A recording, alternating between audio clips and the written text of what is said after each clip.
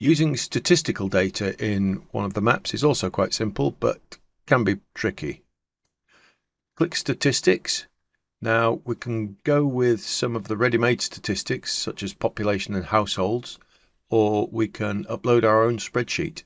So if we need a template to know how it needs to be formatted, just click the Download Template button. We've already done that, so we will drop our spreadsheet in here. And what we've got is this one. So we'll drop that in there.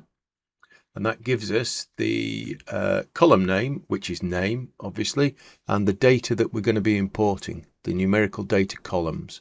So we will use stats and quantity, which is here. Import the data. Now, not much has changed because we haven't actually colored in a map. So just to do this really quickly, we'll color an entire map. Choose a file. Oh no, we won't do that.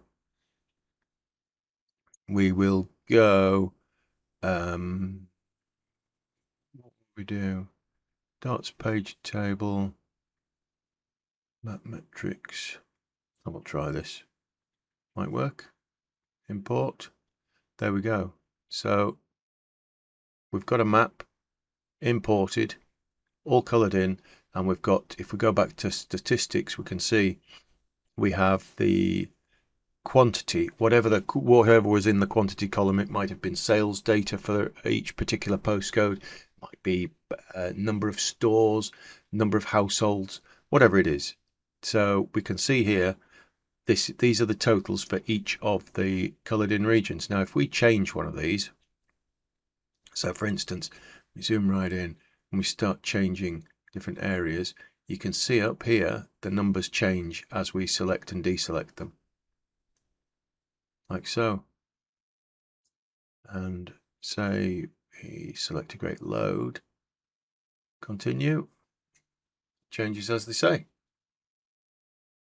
And so statistical data, we can use whatever we've got already. So use selected data, households and population, import the data. Go down here and we can see now we've got households. So eastern area, 4,500,000 and whatever. Population, 11 million. So that's a giant area. So yeah, it's worth having a play around in here. That's it. We can remove it all as well.